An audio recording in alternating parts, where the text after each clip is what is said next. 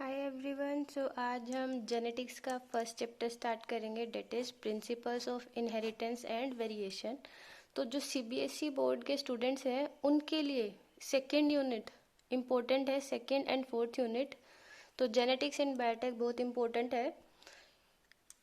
जो 5 मार्क के क्वेश्चन है सीबीएसई में वो डिवाइड करके पार्ट्स में आते हैं। 1 पार्ट्स में डिवाइड करते हैं, 1, 2 एंड 2 सब पार्ट्स में, या फिर 3 मार्क्स में या 2.5 मार्क्स में। तो उसमें जो मेंडल्स के रूल है या जो सेकेंड चैप्टर में मोलिकुलर जेनेटिक्स में हम पढ़ेंगे वो क्वेश्चंस बहुत आते हैं। तो जेनेटिक्स एंड बायोटेक दोनों सीबीएसई के स्टूडेंट्स के लिए बहुत इंपॉर्टेंट है। And first, third and fifth unit वो एचबीएसई के स्टूडेंट्स के लिए इम्पोर्टेंट है। पर ऐसा नहीं है कि एचबीएसई वालों के लिए ये इम्पोर्टेंट नहीं है, जस्ट उनके पेपर में डायरेक्ट क्वेश्चन आते हैं और सीबीएसई में थोड़े वो पजलिंग कॉम्प्लेक्स टाइप में क्वेश्चन पूछ लेते हैं। तो आज हम स्टार्ट करेंगे principles of inheritance and variation. तो there is a saying, saying क्या कहती है कि लाइक बेगेट्स लाइक, कि इसका मतलब ये होगा, इस सेइंग का मतलब ये है कि कंटिन्यूटी, लाइफ की कंटिन्यूटी चलती रहती है। एक ऑर्गेनिज्म अपने जैसे सेम ऑर्गेनिज्म को बर्थ देता है। तो इसमें प्रिंसिपल ऑफ इनहेरिटेंस में जो फर्स्ट डेफिनेशन आती है, द मोस्ट बेसिक डेफिनेशन जो आपने 10th में भी पढ़ी थी, that is heredity. So what is heredity? Transmission of characters, resemblance as well as variation from one generation to next generation is called heredity। तो transmission हो रहा है करेक्टर्स का।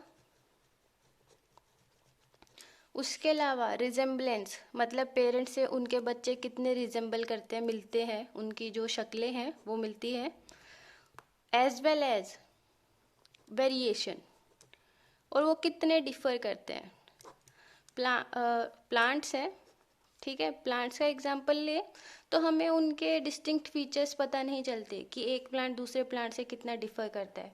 ऐसे ही अगर हम कोई और देखें, फ्रॉग या किसी और स्पीशीज़ को एनालाइज करें तो हमें उनके मॉर्फोलॉजिकल डिफरेंस इतने नहीं पता चलेंगे। अगर हम ह्यूमंस की बात करें हमें पता चल जाता है कि वो कितने डिफर कर रहे हैं, ठीक है। एक दूसरे की हमारी शक्लें बिल्कुल नहीं मिलती तो हमें पता चल जाता है कि कितनी वेरिएशन है, बट बेसिक स्ट्रक्चर सिमिलर है। तो पेरेंट्स से characters, resemblance as well as variation, कि वो कितने डिफरेंट है, ये सब भी ट्रांसफर होता है from one generation to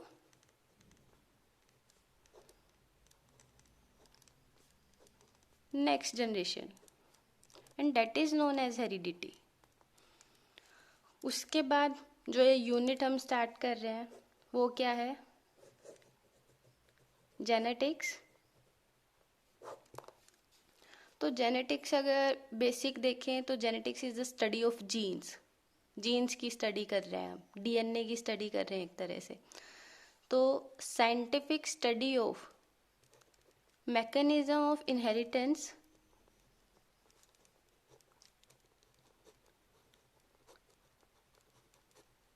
by which characters pass from parents to offspring. तो मैकेनिज्म, पूरी प्रोसेस स्टडी कर रहे हैं कि कैसे कैरेक्टर्स ट्रांसफर हो रहे हैं पेरेंट से ऑफस्प्रिंग में, ऑफस्प्रिंग्स के अंदर क्या प्रोसेस है ये। सेकंड जो कोज है, cause of heredity variation,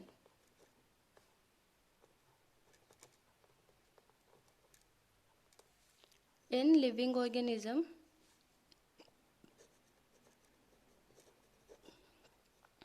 related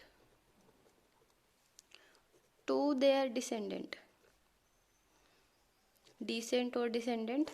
तो मतलब जो पहले ऑर्गेनिज्म एग्जिस्ट कर रहा है, पहली जो जनरेशन है उसमें, और जो नेक्स्ट जनरेशन्स आ रही है उनमें डिफरेंस, वेरिएशंस कैसे आ रही है, उनका रीज़न क्या है। तो इन सब की साइंटिफिक स्टडी को हम बोलते हैं जेनेटिक्स।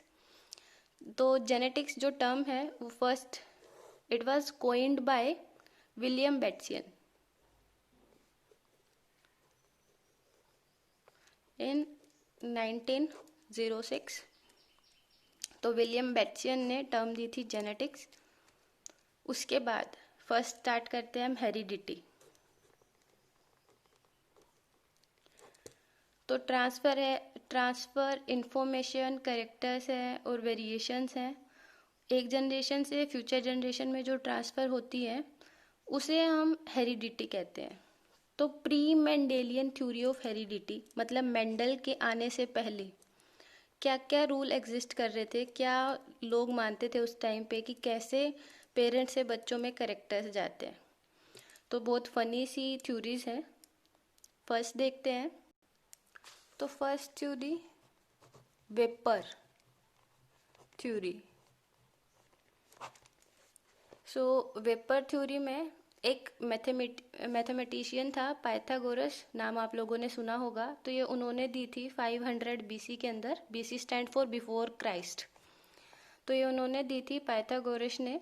इन्होंने क्या बोला कि हमारी बॉडी का, एनिमल बॉडी का लेते हैं, एनिमल बॉडी का जो ऑर्गन है, हर एक organ, for example it can be kidney, heart, lungs, anything, वो एक तरह से वेपर इमिट कर रहा है। हर एक ऑर्गन वेपर इमिट कर रहा है और ये ऑर्गन कंबाइन होके सारे different vapours from different organ combine होके एक ऑर्गेनिज्म को फॉर्म कर रहे हैं। सो ये थ्योरी थी वेपर थ्योरी। सेकेंड थ्योरी आई उसके बाद फ्लूइड थ्योरी। तो fluid theory Greek philosopher and scientist Aristotle ने दी थी। तो इनका मानना ये था कि जो मेल का सीमन है, मैन का सीमन है, वो प्योर था और जो फीमेल का मेंस्ट्रुअल फ्लूइड है वो इम्प्योर था। तो उन्होंने बोला कि जब ये कंबाइन होते हैं तो फीमेल है जो वो फॉर्मेशन करवाती है एम्ब्रियो की as a inert material provide करके। बट जो मेल सीमन है वो पूरी फॉर्म देता है, विटेलिटी देता है। तो ये एक बायस्ड इंसान था जो मैन को एक तरह से प्योर समझता था और वुमेन को एक तरह से इम्प्योर समझता था। उसके बाद आता है pre formation theories. Pre formation theory तो ये एंटोन बोन ल्यूवेनोग ने दी थी, जिन्होंने माइक्रोस्कोप को डेवलप किया था। ये फर्स्ट पर्सन थे जिन्होंने ह्यूमन स्पर्म को डिटेक्ट किया था, ऑब्जर्व किया था। उन्होंने सीमन के अंदर एक रिगलिंग मतलब मूवमेंट करते हुए स्पर्म को देखा और उन्हें नाम दिया था एनिमलक्यूलस। तो इन्होंने बोला कि ईच स्पर्म के पास पोटेंशियल होता है एक पूरे ह्यूमन बीइंग के अंदर डेवलप करने के लिए। जब भी वो एनिमलक्यूलस जो वुमन की वोम्ब है और यूट्रस है उसके अंदर इंट्रोड्यूस कर दिया जाता है, तो वहाँ से वो न्यूट्रिशन लेके एक full potential human being form करता है।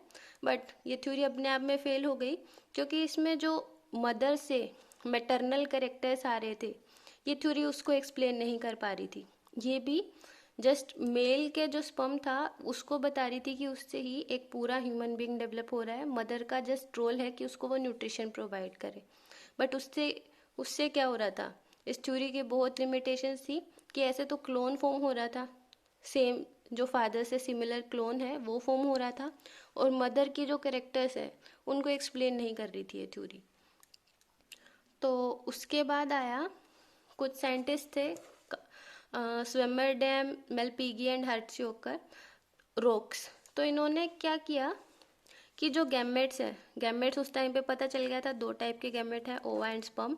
तो उन्होंने बोला कि इनके अंदर मिनिएचर एनिमल्स प्रेजेंट है, मतलब जो एनिमल बर्थ होके जो फॉर्म होता है, फॉर एग्जांपल एक मिनी ह्यूमन बीइंग प्रेजेंट होता है ओवा और स्पर्म के अंदर। ठीक है, गैमेट्स के अंदर एक मिनिएचर एनिमल प्रेजेंट होगा और धीरे धीरे वो क्या होगा, डेवलप होगा और उसकी जो ग्रोथ है वो होगी। तो इनका जस्ट इतना सा मतलब था कि गैमेट्स के अंदर मिनिएचर फॉर्म प्रेजेंट होती है। उसके बाद आई पर्टिकुलेट थ्योरी।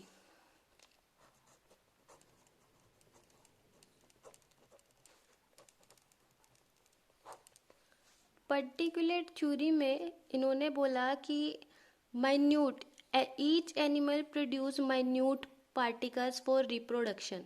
तो ये माइन्यूट पार्टिकल जब ईच ऑर्गेनिज्म रिलीज करता है वो कंबाइन होके न्यू इंडिविजुअल को फॉर्म करते हैं। तो पर्टिकुलेट मैटर उसमें किसी भी ऑर्गन से रिलीज हो सकता है। तो ये थ्योरी भी जेनेटिक्स को एक्सप्लेन नहीं कर रही थी। तो ये सारी प्री मेंडेलियन थ्योरी थी, मेंडल के कॉन्सेप्ट आने से पहले की theories. So that's all for today. Thank you.